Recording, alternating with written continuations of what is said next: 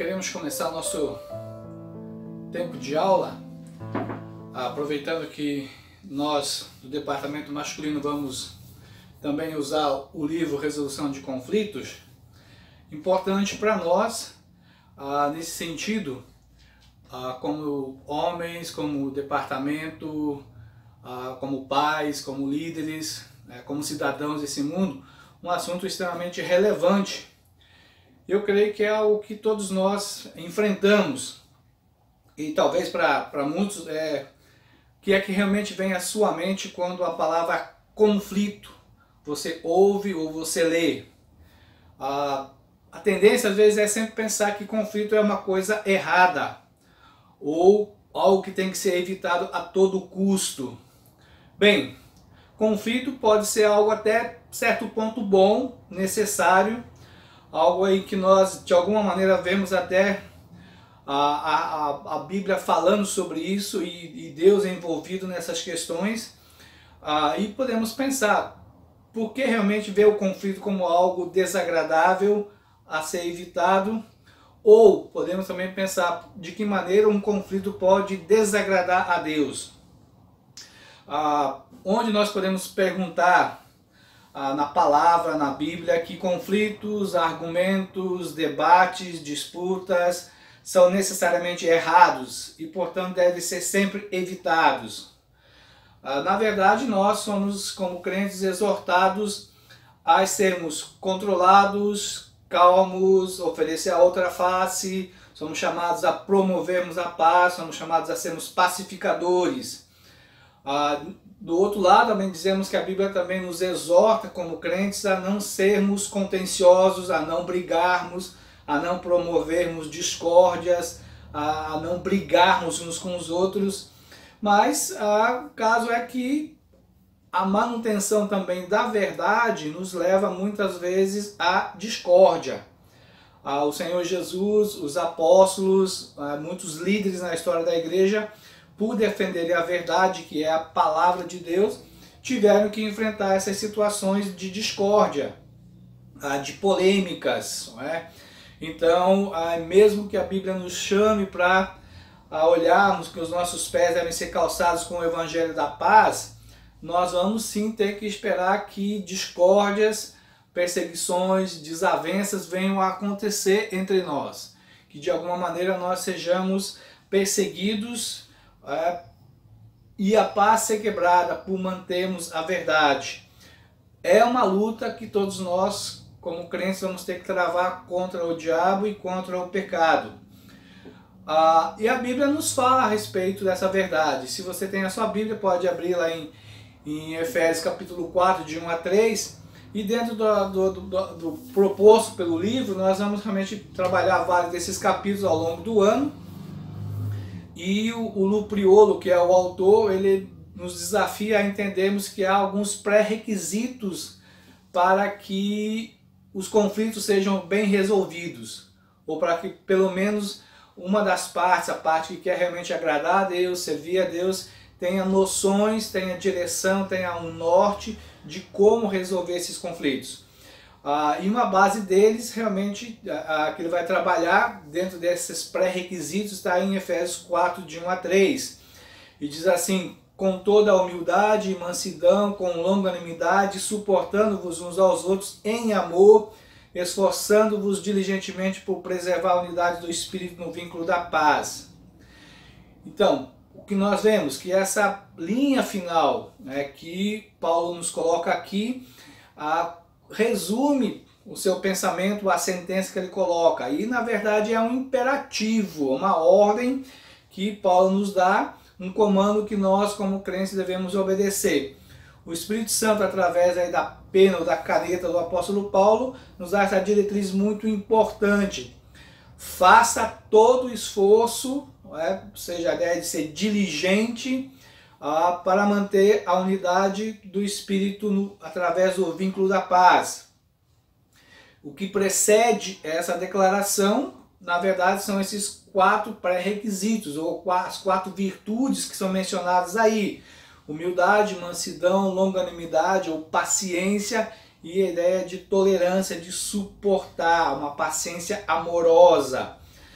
Nesse sentido que nós vamos ver, que nós vamos estar desenvolvendo realmente é pensarmos a partir de textos como Mateus 15, verso 8, Lucas 5, 45, em que de um lado Jesus diz: esse povo me adora com os lábios, mas o seu coração está longe de mim. E depois ele também diz, né, a pessoa boa tira o bem do bom tesouro do seu coração, a pessoa má do mau coração tira aquilo que é mal, porque a boca fala do que está cheio o coração. Então, quantas vezes nós já escutamos isso? Quantas vezes nós já pensamos sobre essas questões? Eu quero realmente repassar aqui algo que no ano passado nós trabalhamos, quando trabalhamos a questão, né, de como as pessoas mudam, aquela série de pregações, e eu colocar para vocês aí esse slide aqui, que é aquele ciclo das situações e circunstâncias. Eu queria que ele se encaixe bem dentro dessa situação que envolve conflitos, embora o nosso ciclo das situações e circunstâncias ele seja amplo para problemas, sofrimentos, doenças, dificuldades, ou seja, uma situação que normalmente requer uma reação. Ou seja, há uma situação que nós chamamos de calor, que ela vai provocar algum tipo de reação. Né? De um lado, podemos ver no quadro, são os espinhos, ou seja, aquilo que é uma raiz má que vai levar a frutos maus. Do outro lado, aquilo que a Bíblia realmente recomenda para nós, ou seja, se tem uma raiz boa, se tem um coração bom, vai produzir frutos bons. E veremos aí uma colheita de frutos bons, principalmente o fruto do Espírito Santo, lá de Gálatas 5, 22, 23. E claro que para nós, mesmo como crentes, é possível nós às vezes estarmos envolvidos nessas outras coisas. Ou seja, até mesmo temos um coração mau, ainda produzimos espinhos, ainda um fruto mau. Não é essa a vontade de Deus. Ele quer realmente que nós possamos fazer aquilo que é bom, não é? O fruto do Espírito. E nesse sentido, então, quando nós olhamos para o Redentor, para a cruz, nós veremos a salvação, e por causa dessa salvação podemos ter transformação dos nossos sentimentos.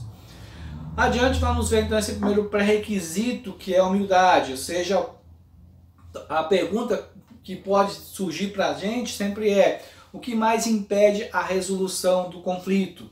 Talvez já pensando em algumas coisas que você passou com a sua esposa, ou com seus filhos, ou com colegas de trabalho, ou com algum parente, ou com algum amigo. O que mais impede a resolução de conflitos? O que para você realmente é, às vezes, uma barreira, algo que faz você voltar, ou você não ir para frente, ou você não querer resolver? Podemos dizer qual é o oposto da humildade. Então, o orgulho é o pecado acima de outros que dificulta a nossa capacidade de resolver conflitos. Seja você não querer um embate, seja você querer sair, seja você querer confrontar de uma maneira às vezes raivosa, ou de ironizar, ou de fazer piada nessa situação, pode ser realmente que seja por trás o seu orgulho. E Provérbios 13:10 diz que o orgulho só gera brigas, né? Porque ele fala assim: da soberba só resulta a discórdia, mas a sabedoria está com aqueles que aconselham. E dizemos então que seu orgulho vem de várias formas para parar a exibição. De que maneira fazemos isso? Às vezes uma relutância em admitir que estamos errados, recorrer à defensiva, transferir a culpa, se justificar, ficar impaciente ou chateado quando eu sou contradito numa palavra, especialmente quando isso é feito publicamente. Sermos extremamente sensíveis a algum tipo de correção. Quando eu me vejo injustificado, não estou disposto a perdoar aquela pessoa que me ofendeu, ou aquela pessoa que não demonstrou uma certa submissão ou arrependimento. Também, e muitas pessoas realmente têm esse problema, que é uma dificuldade de estar satisfeito com os outros, seja seu progresso, seja suas virtudes, seja as coisas boas que essa pessoa está desenvolvendo e vivenciando. Então, a partir daqui nós vamos realmente pensar, na verdade, que existem 3 tipos de causas. Mais tarde o livro, a partir da página 137, tem todo um capítulo, um grande capítulo que vai trabalhar esses tipos diferentes de conflitos. Ou seja, há uma questão do tipo diferenças, que nem sempre são pecaminosas, tem os pecados, que a gente entende, a Bíblia fala sobre eles, e tem uma questão de conflitos por interpretações ou abordagem. Às vezes pode levar ao pecado, às vezes pode não levar ao pecado, mas isso mais à frente nós trataremos, teremos uma aula específica sobre esta questão. Vamos realmente trabalhar entendendo um pouco o que é o orgulho, que é, na verdade, o oposto da humildade. Podemos dizer, e o Lu Priolo chama o orgulho de a AIDS da alma, quase como uma catarata. Por quê? Porque assim como o vírus do HIV vai impedindo o sistema imunológico da pessoa de reagir, ou a catarata vai bloqueando os olhos da pessoa para enxergar, então dessa mesma maneira o orgulho faz na vida de cada um de nós. Isso nos faz odiar a correção, nos faz odiar a reprovação, esconde de nós o próprio pecado que está no nosso coração, nos leva a buscar justificativa para o nosso pecado, a criarmos desculpas para o nosso pecado e nos impede, na maioria das vezes, de nos arrependermos do nosso pecado. Então isso nos leva a pensar que estamos espiritualmente bem quando de fato nós temos um câncer mortal no sentido espiritual e que nós precisamos desesperadamente de Jesus como o nosso grande médico.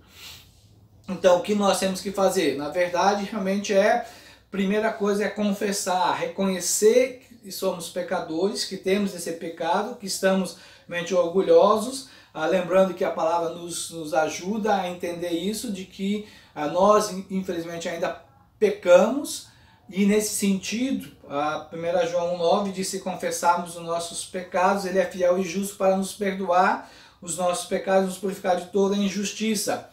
Então, se o relacionamento foi quebrado entre você e Deus, entre você e uma pessoa, a necessidade do arrependimento, da confissão, precisa da graça, do poder de Deus sobre a sua vida, sobre esses desejos realmente pecaminosos que tem que nos levar realmente a dizer: eu estou desagradando a Deus, eu estou criando obstáculos no relacionamento com pessoas.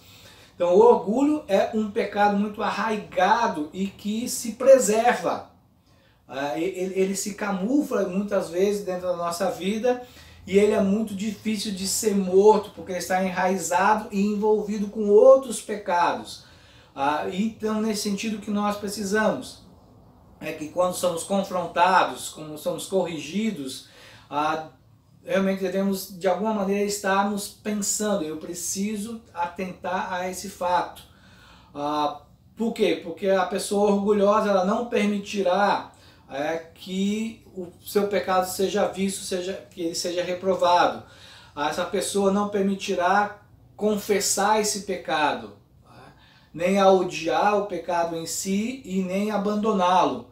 Então quando nós começamos a perceber as evidências desse orgulho, principalmente nos outros, aí devemos então começar a dizer: é isso também que eu devo pensar sobre mim, porque é muito fácil olharmos o outro e esquecermos de nós, mas uma boa maneira de entendermos que outros estão vivenciando aquilo é uma boa prova de que eu também vivencio esse tipo de pecado.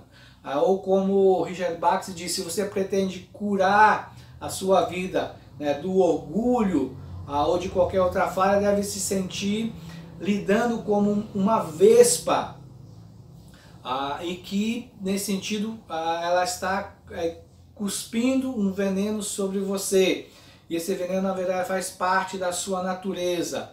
Então precisamos trabalhar e entendermos de que maneira nós podemos desenvolver isso, pensando lá em Provérbios 15, 33, 18, 12, não é?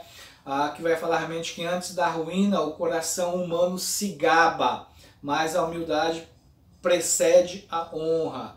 Aí toda decisão na verdade vem do Senhor.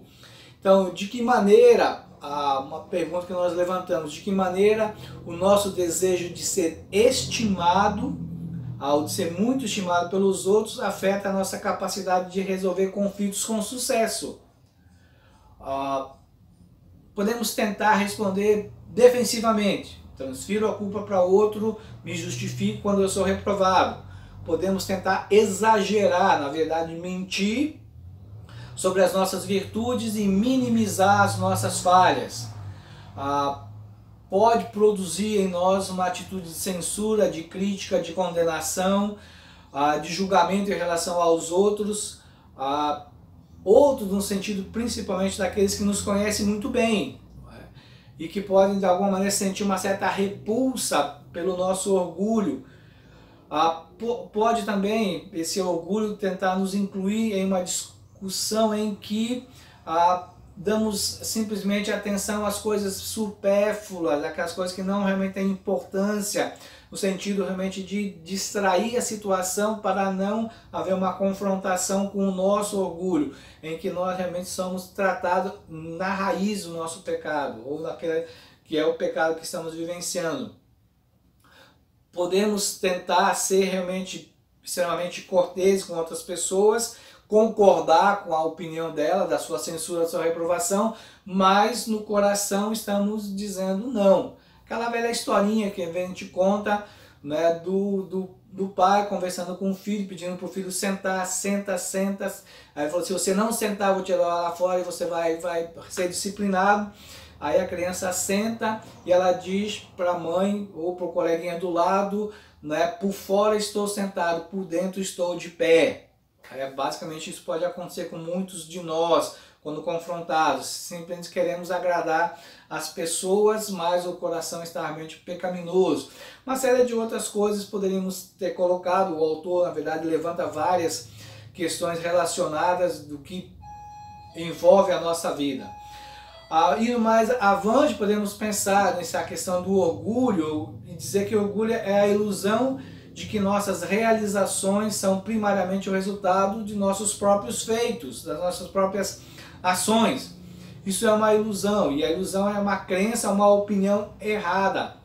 Aí, se você for ao dicionário, ele vai definir como uma crença falsa que é fortemente mantida, apesar das evidências provarem o contrário, especialmente com relação a uma doença mental. E por isso, na verdade, muitos hospitais psiquiátricos estão cheios de pessoas ditas loucas por si mesmas, porque muitas vezes estão pensando em simplesmente viver uma ilusão.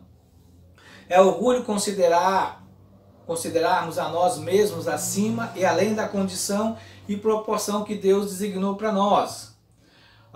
O Priolo diz que condição, na verdade, é o nosso estado de ser, o estado da nossa saúde, a nossa posição, a nossa condição social.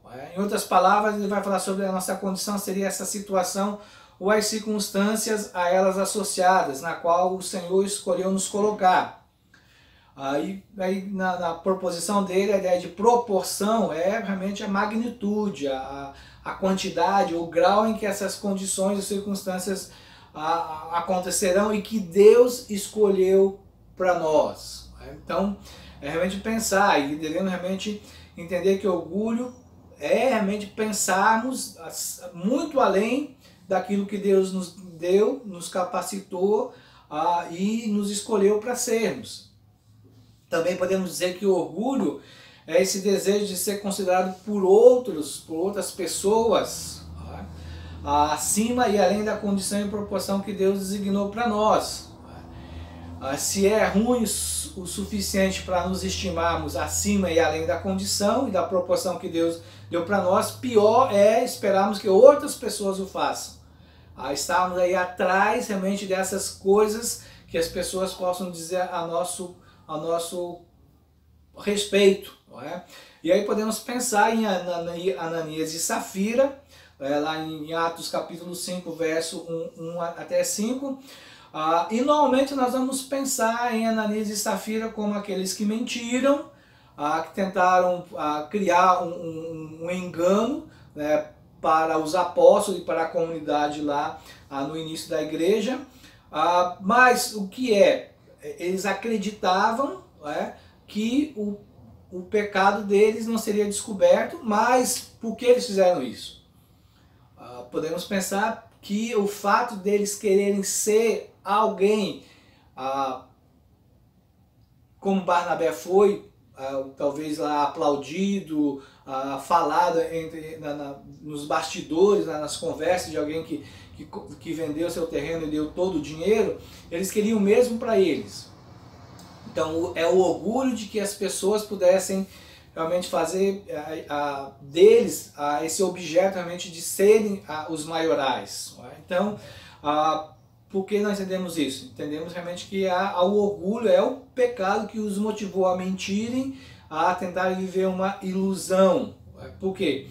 Mentiram para que a igreja pudesse os estimar acima e além da condição deles. Um outro personagem que nós vemos na Bíblia é lá em 3 João, Diótrefes, também, que adorava ser o maioral. Então ele fazia e aprontava lá na comunidade porque ele queria ser considerado o melhor ou o maior entre todos eles. Também pensamos que o orgulho é o desejo de exaltar a nós mesmos acima e além da condição e proporção que Deus designou para nós. Então, podemos dizer que esse é o auge, é a parte lá de cima da montanha, exaltar a si mesmo a uma posição mais elevada do que nós merecemos.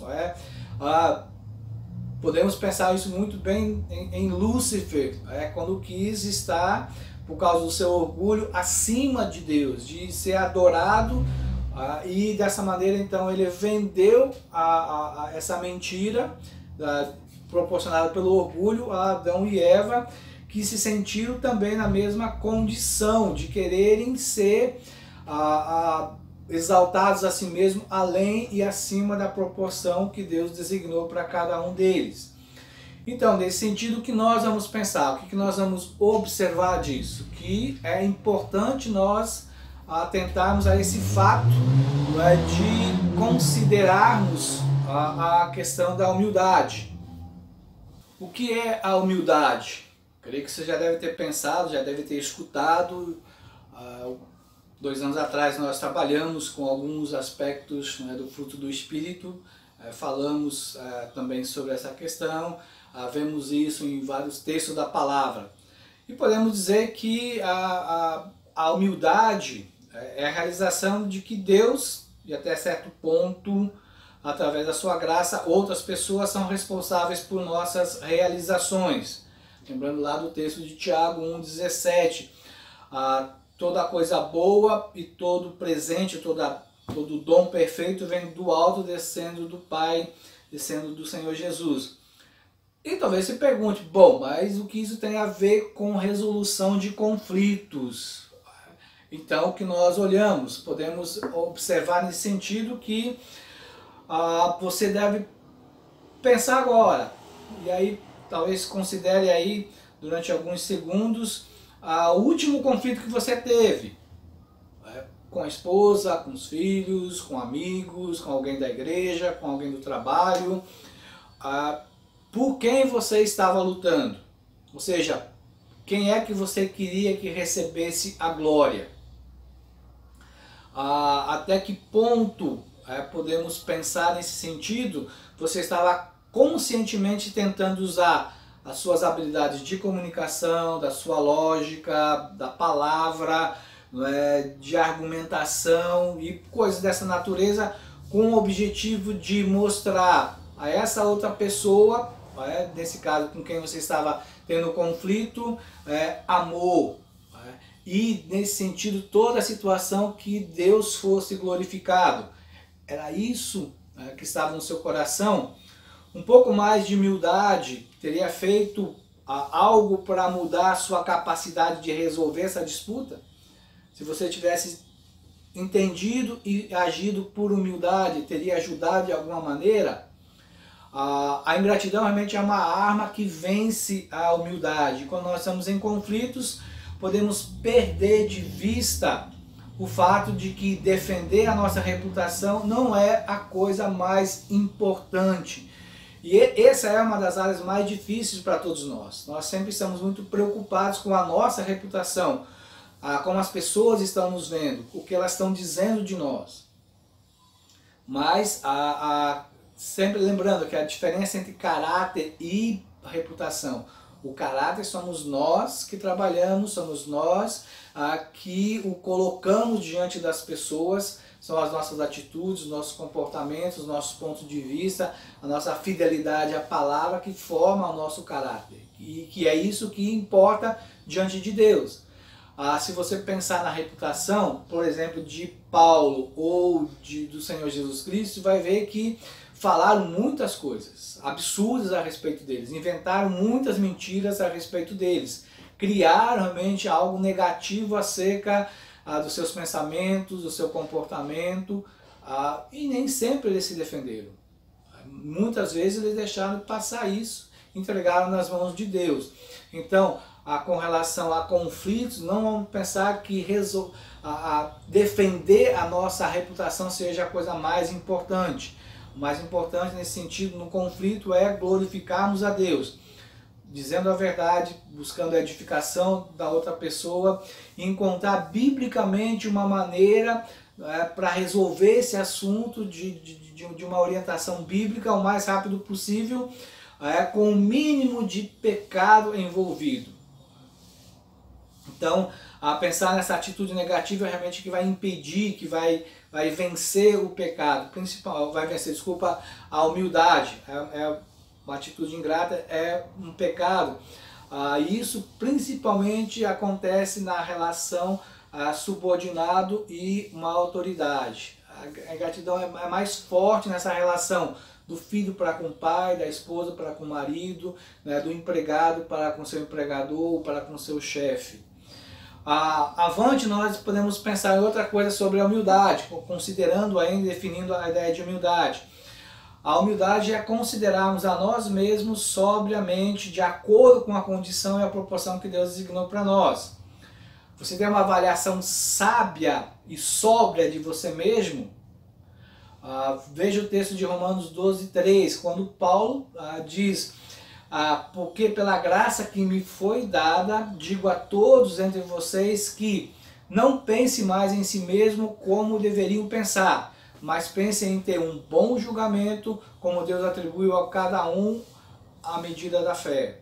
Então a humildade nos permite ficar contentes com o status de vida, se temos autoridade, a nossa honra, a nossa influência, se nos deu alguns bens, alguma riqueza, ou se temos simplesmente uma posição humilde para os padrões que o mundo tem.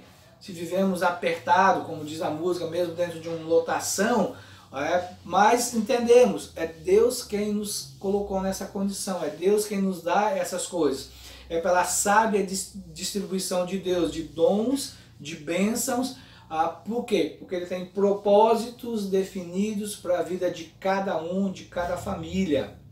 Então, entendermos isso é importante para nós, assim como Paulo usou o corpo humano para falar a respeito da questão, né, de membros mais importantes e menos importantes, e nos chamou realmente a termos essa atitude de honrarmos os menos.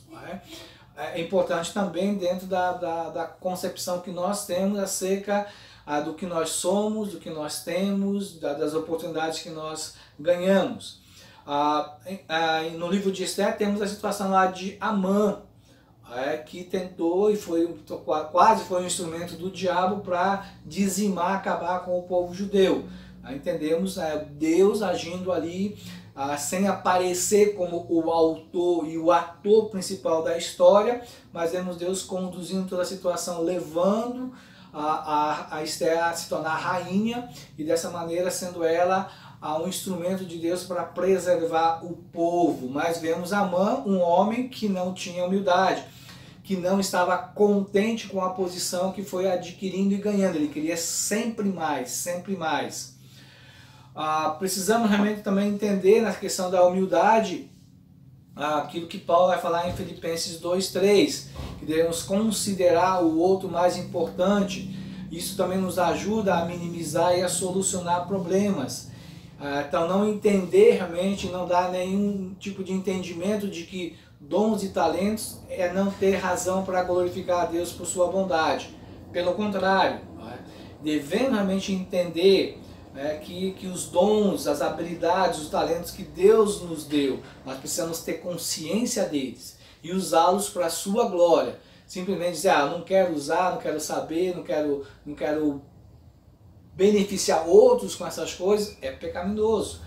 Isso também vai gerar conflitos, isso vai trazer conflitos. Nós, na verdade, somos chamados a sermos mordomos de dons e talentos que Deus nos deu. E não é orgulho quando nós entendemos que nós temos essa capacidade, temos essa habilidade, desde que nós possamos dizer, foi Deus que me deu. Todas as coisas vêm do Senhor.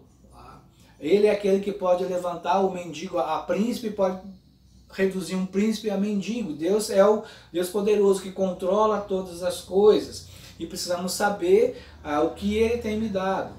Você precisa saber realmente quais são os dons e talentos que Ele tem te dado e como você pode usar isso de maneira sábia, de maneira que vá beneficiar outras pessoas. Então, olhamos um princípio bíblico importante para nós. Ou nós nos humilhamos, ou Deus nos humilhará. Deus nos chama a termos essa atitude, a buscarmos em nós sermos pessoas humildes, a alimentarmos e desenvolvermos essa atitude na nossa vida. Isso nos conflitos principalmente vai ajudar bastante, quando nós vamos considerar o outro, quando nós vamos agir por partidarismo, quando nós não vamos querer ser mais do que outros. Agora, o princípio bíblico é exatamente esse. Ou você se humilha, ou Deus humilha você. Vamos lembrar de Nabucodonosor, da Babilônia, e Faraó no Egito. O Faraó nunca se humilhou, nunca reconheceu. E Deus o humilhou, mas ele nunca atentou para isso. Com Nabucodonosor foi ao contrário. Se exaltou, Deus o humilhou, e ele reconheceu, né, a grandeza de Deus e o poder de Deus. Pensamos nisso também, que esse desejo realmente do pecado, do orgulho em nós, é que outros nos considerem muitas vezes acima de outros, ou acima daquilo que realmente que Deus nos colocou. Não deve ser dessa maneira. Então, podemos pensar nesse sentido, realmente não querer, por causa do orgulho, que sermos estimados além da condição e proporção que Deus nos deu. Então, a humildade realmente é esse desejo de que as pessoas nos tratem como nós somos, não é? Ou até menos do que nós somos, em algum sentido, né? Mas pelo menos no sentido de nos tratem, nos respeitem por aquilo que Deus nos capacitou, por aquilo que Deus nos deu. Não quero receber holofotes, louvores, honras acima daquilo que Deus me deu. E é uma questão bastante difícil para todos nós estarmos contentes com isso. De que maneiras a humildade pode nos ajudar a amar outras pessoas? Então, nesse sentido, principalmente quando nós entramos em algum tipo de conflito com pessoas. Então, quando temos essa atitude, temos essa inclinação à humildade, vamos praticar o amor no sentido que isso vai permitir você ouvir quando você for reprovado. Isso vai permitir a você resistir à tentação de exagerar, de mentir, de tentar minimizar as suas falhas. Isso vai dar a você também e produzirá uma atitude mais de gentileza, mais de misericórdia, de respeito, mais de educação para com a opinião de outras pessoas. Isso vai permitir a você realmente olhar para a pessoa, e não em si para o problema, mas sim olhar aquela situação e ver talvez por trás daquela argumentação o que essa pessoa está precisando, qual a necessidade que ela tem. E assim podemos levar uma série de outras questões que o autor coloca dentro do seu livro, mas realmente pensar realmente de que isso pode nos impedir de sermos realmente intrometidos, de às vezes fazermos um pré-julgamento errado das pessoas. Então, aprender a amar as pessoas. Seguindo, nós queremos, na verdade, falar que essa questão da humildade é buscar esse contentamento, estar alegre com a condição e a proporção que Deus designou para cada um de nós. Você pensar exatamente o que é que Deus lhe deu. E aí vem perguntas: você está contente, satisfeito com a sua condição de vida?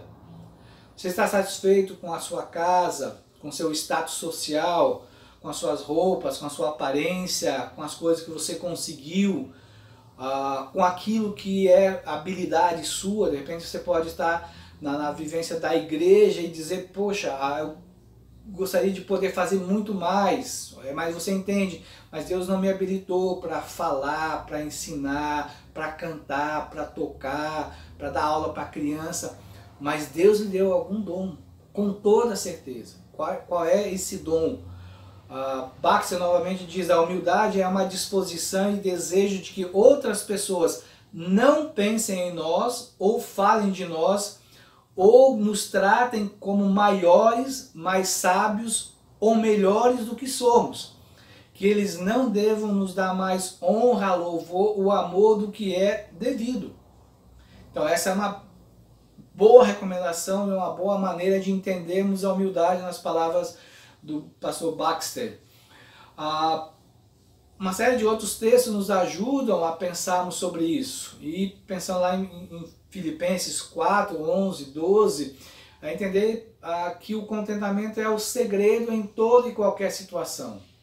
De estarmos alegres em toda e qualquer situação, isso é muito importante para nós. Estarmos satisfeitos com as coisas que temos. Vivendo essa situação para muitos de hoje, com a questão aí do Covid-19, em que muitos precisam ficar em confinamento, outros têm que estar talvez saindo para trabalhar, pensando nos riscos que pode ter, alguns pensando talvez nas dificuldades financeiras que vão vir pela frente. Então se prepare para isso, se prepare para já estar contente. Se situações difíceis, se problemas, se contas vierem a apertar, esteja contente, se coloque nessa disposição de: Senhor, eu realmente quero ser grato ao Senhor. Aprenda esse princípio da humildade, de ser grato, de estar contente em toda e qualquer situação. Se estivéssemos satisfeitos com comida, com roupa, nos salvaríamos de muitos dos nossos conflitos desnecessários. O oposto do contentamento é a cobiça, é a idolatria. E Tiago, na sua carta, faz uma boa correlação entre esses conflitos pecaminosos e os desejos pecaminosos que geram em nós a morte. A humildade é algo que todos nós devemos nos esforçar para desenvolvermos. Eu, pegando a ideia de Pedro, capítulo 5 da sua primeira carta, versículo 5, é algo que nós precisamos desenvolver, ou seja, devemos nos vestir dessa humildade todos os dias, em todos os momentos da nossa vida. Então, o importante para nós e a palavra final para cada um de nós é entender e reconhecer as muitas facetas do orgulho em seu coração, na sua vida. Mais fácil será para você se arrepender delas por causa da graça de Deus. Então, assim com a ajuda, assim com a graça de Deus, nós devemos buscar a ajuda do Espírito Santo para realmente nós aprendermos a nos vestirmos diariamente com humildade e de descobrirmos diariamente que nós temos essa capacidade de resolver os conflitos quando nós nos vestimos, quando nós nos posicionarmos em humildade, quando nós aprendemos e queremos viver em humildade. Isso nos ajudará de uma maneira muito clara e até drástica de que os conflitos se tornarão menores, menos agressivos e menos problemáticos quando desenvolvemos isso. Então, o primeiro pré-requisito para a resolução de conflitos é humildade. Desenvolva a humildade, pratique a humildade, pense nessa humildade, pense no contentamento, pense naquilo que Deus lhe deu e capacitou. Oremos. Senhor Deus, agradeço por esse tempo de aula, agradeço por esse estudo, principalmente pelo livro que o Lu Priolo deu a nós, no sentido de nos ajudar numa área em que todos nós vamos viver muitas vezes da nossa vida, que são os conflitos. Então, a partir realmente de entendermos que o Senhor nos chama à humildade, creio que isso nos capacitará a, em situações de conflitos, a torná-lo menor, menos dramático, menos drástico, menos desgastante na vida de todos nós. Abençoe os meus irmãos para que entendam e aprendam e vivenciem isso. Agradeço e louvo no nome do Senhor Jesus. Amém.